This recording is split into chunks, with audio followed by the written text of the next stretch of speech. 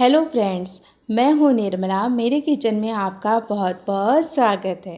आज हम बनाने वाले हैं राजस्थान की मशहूर और ट्रेडिशनल कांजी वड़ा रेसिपी। ये खट्टी तीखी और हल्का फर्मेंटेड ड्रिंक के साथ सॉफ्ट वड़े का कॉम्बिनेशन बहुत ही लाजवाब लगता है। गर्मियों में ये रेसिपी टेस्ट के साथ साथ पेट के लिए भी बहुत फ़ायदेमंद होती है।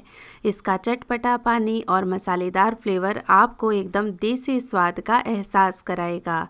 अगर आपने अभी तक घर पर कांजी वड़ा ट्राई नहीं किया तो आज ही ज़रूर बनाएं। मैं आपको स्टेप बाय स्टेप बहुत ही सिंपल तरीके से बनाना बताऊंगी। तो चलिए बिना देरी किए शुरू करते हैं आज की स्पेशल कांजी वड़ा रेसिपी। इसके लिए यहाँ पर मैंने एक मिट्टी का बर्तन ले लिया है, लेकिन आप चाहें तो कांच का या फिर स्टील का कोई भी बर्तन ले सकते हैं। के अंदर लगभग 1.5 लीटर पानी डालेंगे और ये जो पानी है ना उसे मैंने पहले बॉईल कर लिया है। बॉईल करने के बाद अब ये रूम टेम्परेचर पर आ गया है, तो इससे जो फर्मेंटेड पानी होगा ना वो ख़राब नहीं होगा। तो इस प्रोसेस को करना बहुत ही ज़रूरी है।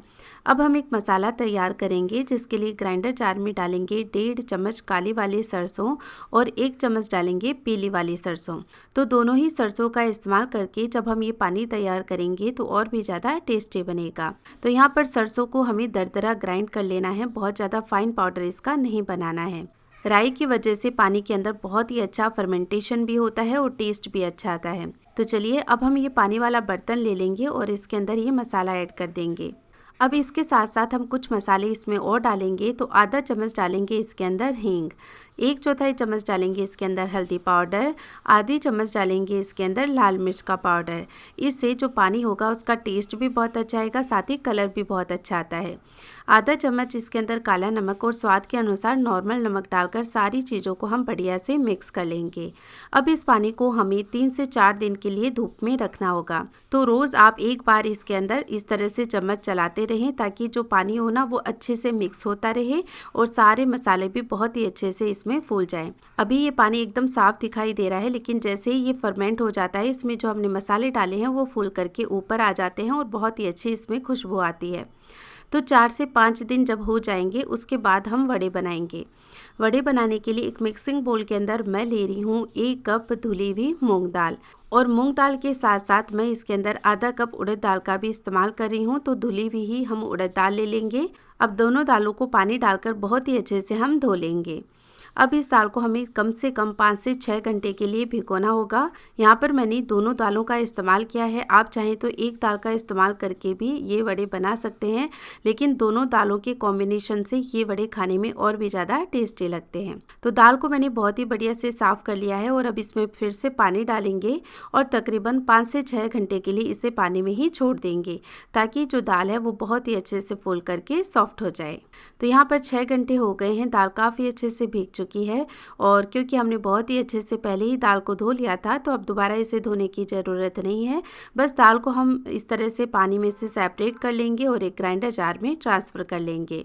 तो ये सारी दाल मैंने एक ग्राइंडर जार में ऐड कर ली है, और अब इसके अंदर हम क्या करेंगे कि वड़े खाने में और भी ज़्यादा टेस्टी लगें, इसके लिए इसमें 1 से 2 हरी मिर्च इस तरह से काट करके डाल दें। साथ ही डालें इसके अंदर 1 इंच अदरक का टुकड़ा, जिसे मैंने छील कर काट लिया है। और अब इसके अंदर हम थोड़ा चिल्ड वाटर डालेंगे। तो इस तरह से मैंने आइस क्यूब्स को कटोरी में रख दिया था। तो अब ये ठंडा ठंडा थोड़ा सा पानी ग्राइंडर जार में ट्रांसफ़र करेंगे और फिर सारी दाल को बढ़िया से ग्राइंड कर लेंगे। यहाँ पर जो मैं बैटर बना रही हूँ वो थोड़ा पतला ही रख रही हूँ, क्योंकि मैं जो वड़े बनाऊंगी ना उसका पतला बैटर बना करके कढ़ाई में डायरेक्ट ही बैटर डाल करके बनाऊंगी। अलग ही तरीके से बनाऊंगी तो इसमें समय काफ़ी कम लगता है और वड़े भी काफ़ी अच्छे बनते हैं। लेकिन यदि हाथ में ही आप वड़े की शेप देकर फिर फ्राई करते हैं ना, तो बैटर को फिर आप गाढ़ा ही रखें, यानी जब दाल को पीस रहे हो तो इसमें पानी वगैरह कुछ भी नहीं डालें। अब इस बैटर को हम एक मिक्सिंग बोल के अंदर ट्रांसफ़र कर लेंगे और एक मसाला और तैयार करेंगे। इसके लिए मानदस्ते में डालेंगे 1 चम्मच साबुत धनिया और 1 चम्मच साबुत जीरा। तो इन मसालों को हमें मिक्सी में बिल्कुल नहीं पीसना है, इस तरह मानदस्ते में ही हल्का क्रश कर लेंगे। इस तरह से जब ये मसाले इसमें हम डालेंगे और वड़े बनाएंगे तो खाने में बहुत ही टेस्टी लगेंगे। फिर हम इसमें डालेंगे 2 चुटकी हींग, साथ ही डालेंगे 1 चम्मच रेड चिली फ्लेक्स। अब स्वाद के अनुसार नमक डालेंगे और थोड़ी सी बारीक कटी हुई धनिया पत्ती डालकर सारे बैटर को हम एक ही डायरेक्शन में 5 से 6 मिनट के लिए फेंट लेंगे। अभी आप देख सकते हैं कि बैटर काफ़ी पतला है, क्योंकि हमें रनिंग कंसिस्टेंसी का बैटर ही तैयार करना है, ताकि जो बैटर हम बना करके तैयार करें वो इजीली हम कढ़ाई के अंदर पोर कर पाएँ। तो देखिए बैटर की कंसिस्टेंसी कुछ इस तरह की है। तो चलिए बैटर हमारा तैयार है। अब एक कढ़ाई के अंदर मैंने थोड़ा सा तेल गरम कर लिया है। हल्के गरम तेल में इन वड़ों को फ्राई करेंगे। तो एक कलछी बैटर इस तरह से हम कढ़ाई में डाल देंगे। तो कुछ ही सेकंड में आप देखेंगे कि जो वड़ा है ना वो थोड़ा सा फ्राई होकर इतना हल्का हो जाएगा कि तेल के ऊपर ही तैरने लगेगा। फिर हम इसे बढ़िया लाल होने तक फ्राई कर लेंगे। मैं शुरुआत में एक बार में एक ही वड़ा बना करके देख रही हूँ, ताकि हमें ऑयल का टेम्परेचर पता चल जाए। यदि आप बैटर कढ़ाई के अंदर डाल रहे हैं और पूरा बैटर कढ़ाई में ही फैल रहा है, यानी कि तेल का टेम्परेचर बहुत ज़्यादा हाई है, तो आप उसे लो कर लें और फिर वड़े बनाएं। यानी जब बैटर डाल रहे हूँ तो बैटर बिल्कुल भी कढ़ाई के तेल में फैलना नहीं चाहिए। अब इस वड़े को हम अलटते पलटते हुए बढ़िया से लाल होने तक फ्राई कर लेंगे, ताकि सारा कच्चापन इसका निकल जाए।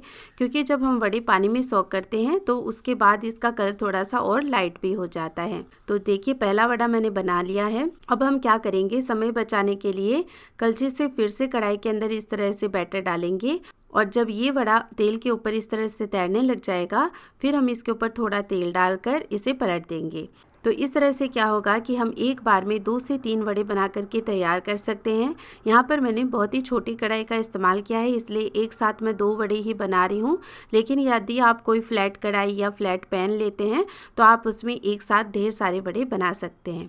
इस तरह से जब हम वड़े बना करके तैयार करते हैं ना, तो इसमें समय बहुत कम लगता है और वड़े भी बहुत अच्छे बनते हैं। जब सारे वड़े बन करके तैयार हो जाएंगे तो ये ठंडे भी हो जाएंगे। तो इन्हें सोक करने के लिए हल्के गर्म पानी का इस्तेमाल करें। तो कुछ वड़े मैंने स्टोर कर लिए हैं और कुछ वड़े इस तरह से मैं पानी के अंदर डिप कर दूंगी, तो इससे बहुत ही अच्छे से ये फूल करके सॉफ्ट हो जाएंगे। तो पानी हमने क्योंकि हल्का गर्म लिया है, तो बहुत ज़्यादा देर वड़ों को पानी में नहीं रखना है। लगभग 15 से 20 मिनट के लिए हम ये वड़े पानी में सोक कर लेंगे। अच्छे से कलछी से प्रेस करते हुए दबा दें, क्योंकि ये इतने हल्के होते हैं कि पानी के ऊपर ही तैरते रहते हैं। दूसरी तरफ जो हमने पानी फर्मेंट होने के लिए रखा था वो भी चेक कर लेते हैं। तो आप देख सकते हैं कि कैसे ये फर्मेंट हो गया है और खोलते ही क्या कमाल की खुशबू इसमें से आने लगी है। तो पानी हमारा तैयार है और इधर वड़े भी हमारे बहुत ही अच्छे से फूल गए हैं, एकदम सॉफ्ट हो गए हैं। और देखिए कलर कितना ज़्यादा प्यारा आया है इनका, और देखिए कितना सारा इसमें प्रेस कर रहे हैं तो पानी निकल रहा है। तो इस तरह से जब हम वड़े बनाते हैं तो बहुत ही अच्छे सॉफ्ट बनते हैं, मेल्ट इन माउथ बनते हैं। अब ये सारे वड़े हम इस फर्मेंटेड पानी में डाल देंगे। पहले नॉर्मल पानी में सोक करेंगे और फिर इन्हें निचोड़ देंगे, तो इससे इनका जितना भी एक्सेस ऑयल होता है वो भी निकल जाता है। फिर इस फर्मेंटेड पानी में ये वड़े डाल करके हम 1 से 2 दिन के लिए दोबारा इन्हें धूप में रखकर फर्मेंट कर लेंगे, तो इससे इनका टेस्ट और भी ज़्यादा बढ़ जाता है। तो ये लीजिए हमारे सुपर टेस्टी कांजी वड़ा बन करके तैयार हैं। बहुत ही सिंपल स्टेप्स के साथ मैंने आपको ये रेसिपी बताई है, तो आप ज़रूर से एक बार ये कांजी वड़ा बनाना, आपको बहुत पसंद आएंगे। खाने में बहुत लाइट होते हैं, इजीली डाइजेस्ट हो जाते हैं। होली जैसे त्यौहार पर इन्हें ज़रूर बनाया जाता है राजस्थान में। तो आप भी गर्मी का स्वागत करें इन कांजी वड़ा के साथ, और जब भी आप ये रेसिपी ट्राई करें प्लीज़ अपनी फीडबैक मेरे साथ ज़रूर शेयर करें। अगर आज की ये रेसिपी आपको पसंद आई हो तो प्लीज़ आप मेरी वीडियो को लाइक करें। साथ ही मेरी ऐसी और भी रेसिपीज़ देखते रहने के लिए चैनल को सब्सक्राइब करना भी ना भूलें। मैं फिर से मिलूँगी आपको एक ऐसी और नई रेसिपी के साथ। तब तक के लिए टेक केयर, बाय बाय।